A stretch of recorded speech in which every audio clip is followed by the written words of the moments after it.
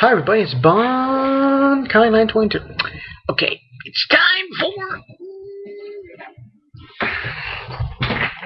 fix myself here. Crazy rug. Problem. Anyway, it's time for what's time for? Oh, that's right. Fate Zero, episode 9. This one was called Master and Servant. Next thing killing me. Oh, neck. Anyway, let's get into it. Basically, this episode started pretty good. Okay, we get a look into Lancer's past through. I forgot the guy. I remember the guy's name now. Not the Lancer's servant. Kayif? He's the professor. And he gets a look into his past, and he sees, that he had met a girl. In his past, this woman, he was a knight, basically, just like, in some ways, Saber. And he got involved with her, and she wanted him to take her away. His name was Daruma, and basically, he got caught while trying to help her escape. And he was killed, I guess. That's what it seemed to be. But following that, what happens is, Kayif, his wife, is helping him with the Holy Grail thing. And she's been supplying mana to Lancer, as we know. Well, basically she tells Kayif that his magic circuits are done. He can't use magic at all. And she's been rejuvenating his, organs, because they've been destroyed, kind of. And telling him he can't use magic, there's no point. You can't fight anymore as his master. And saying that if we use the Holy Grail, we can bring you back to where you were. So basically, she's telling him, you have to give me your command seals. I will be Lancer's master now. And that's the whole point of it.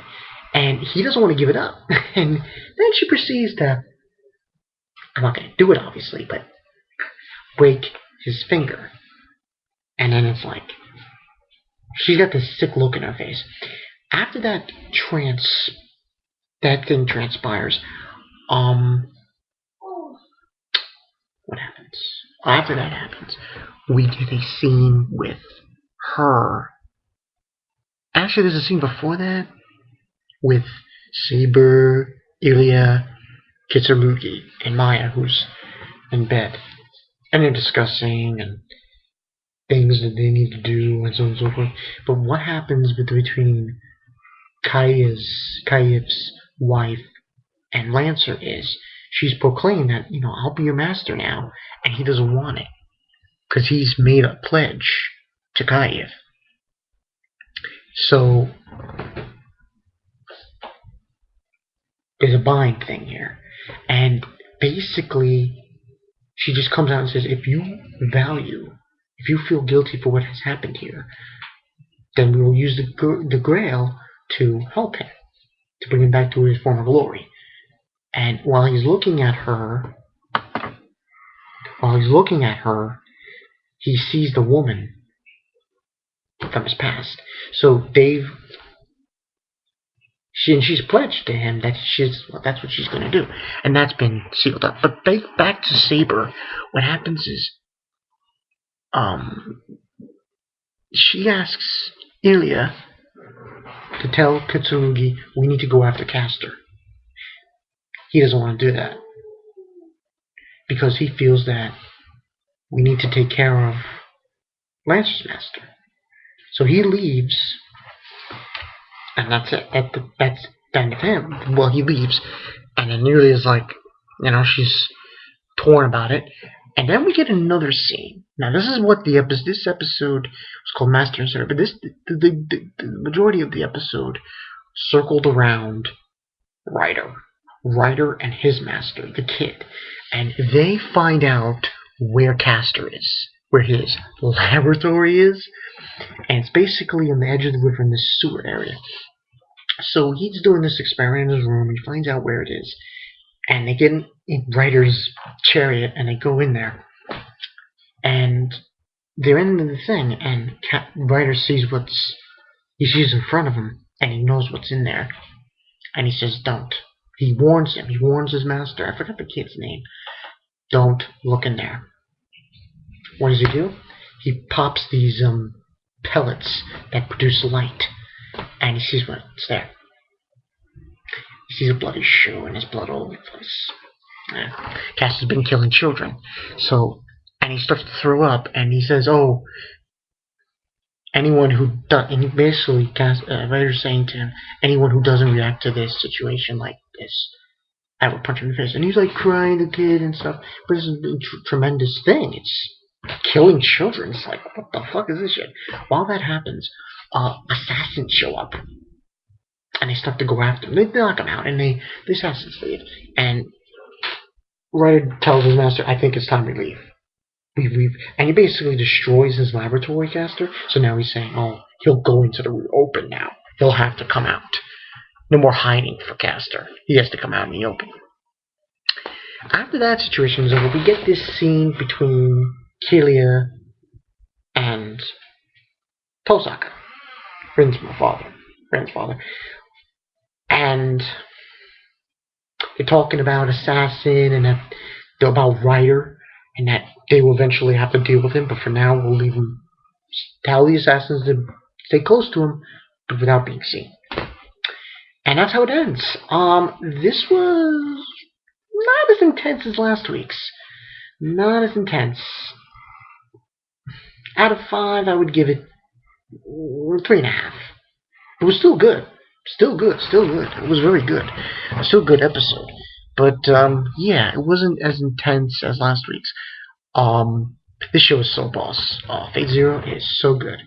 Next week's is supposed to be called Rin's Adventure. So we're going to get a little more on Rin. Interesting. Very interesting. A little more interesting. It's funny how 3 people that were really important, or slightly important, to agree important, that were in Fate Stay Night here are children. Sakura, Rin, and Ilya. Now, the series is pretty good. This episode was pretty good. The thing with Castor, oh my god. I like that the fact that Castor and Lancer are opposite from the ones in Fate Stay Night. I really like that. I like that they switched it around like that. Lancer is more caring than the Lancer in Fate Stay Night, while the Castor in this show is more sadistic than the one in Fate Stay Night. So a little change of the guard there. But this was a good episode. Yeah. Pretty good one. We will see how this goes, but it's turning out to me that Fate Zero is becoming the more sadistic, the more darker, really intense shows of the fall lineup. It is becoming really crazy, really intense, and really good. People do not know what they are missing when they are not watching this show. You've gotta watch this show. You have to watch this show. So, but that's my whole point on that. Yeah. Now, as far as what's coming up for me, it should be rather 1 or 2 unboxings, depending on what I buy tomorrow. Chaos Head, Star Driver, and Bleach Review. Naruto Review, we'll see. And, of course, Guilty Crown. But this was a good episode of Fate Zero. What I just want to mention one thing real quick about the relationship between Saber and Kitsurugi. And here's what I've noticed. Saber does not find out about Kitsurugi. It's funny how she never found out about his true intentions, really, until she met Shiro in Fate Stay Night. Because she never knew that the whole being of him was he never took in Avalon. And I find that very interesting, that it took Shiro to bring that out to her point of view. That there was another side to Kitsurugi. After the whole war was over, he became more subdued. So, just bringing that up. Okay, this has been Bonkai 922. See you guys later.